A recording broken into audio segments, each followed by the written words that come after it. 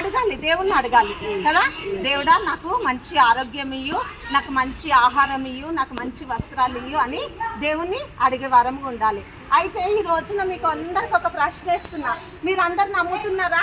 యేసయ్యని నమ్ముతున్నారా?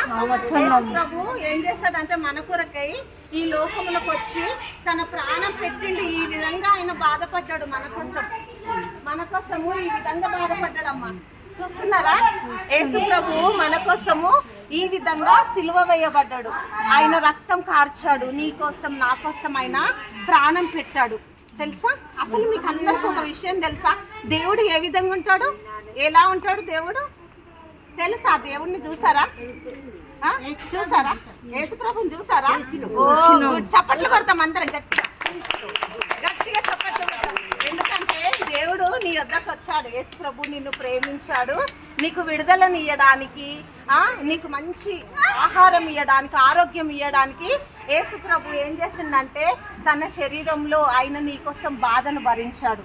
నీకోసమని ఆయన ఏం చేశాడు? శిలువ మరణం పొందాడు. ఎందుకు? నువ్వు స్వర్గంలో ఆయనతో పాటు ఎడ కూర్చుంటావు తెలుసా? ఆయన సింహాసనం మీద కూర్చుంటావు. ఆయన నిన్ను ఎత్తుకోవడానికి, నిన్ను ఆయన పక్కన కూర్చోబెట్టుకోవడానికి ఆయన ఆ లోకం నుండి, పైన ఆకాశం నుండి ఇక్కడికి వచ్చాడంట కదా. ఈరోజు నమ్ముకుందామా యేసు ప్రభు నిజ దేవుడని? మనం అందరం ఒప్పుకుందామా?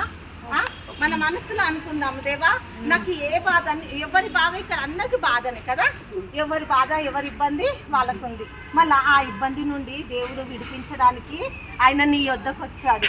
నీకున్న సమస్యల నుండి నిన్ను విడిపించడానికి ఆయన నీ వద్దకు వచ్చాడు. హల్లెలూయా చెప్పండి అందరూ. హల్లెలూయా. యేసు రక్తమే జయం, యేసయ్యా జయం, యేసయ్యకే జయం, యేసు నామమే జయం. అప్పుడు నీకు విడుదల అవుతుంది. హల్లెలూయా, హల్లెలూయా, హల్లెలూయా, హల్లెలూయా. ఆయన నీ కోసం వచ్చిండు, నీ పాపముల కోసము ఆయన శిలువ మరణం పొందాడు. ఆయన చనిపోలేదు. ఆయన మళ్ళీ 3వ రోజు తిరిగి లేచాడు. ఆయన తిరిగి లేచి ఆకాశంలో, ఏమన్నావు దేవుడు ఎక్కడ ఉంటాడన్నావు? ఆకాశంలో కదా. ఆయన తిరిగి లేచి ఆకాశంలో ఉన్నాడు. ఎందుకంటే మళ్ళీ వస్తాడు, వచ్చి నిన్ను నన్ను ఏం చేస్తాడు? ఆయన రాజ్యానికి తీసుకెళ్తాడు, ఆయన పరలోక రాజ్యానికి తీసుకెళ్తాడు. హల్లెలూయా.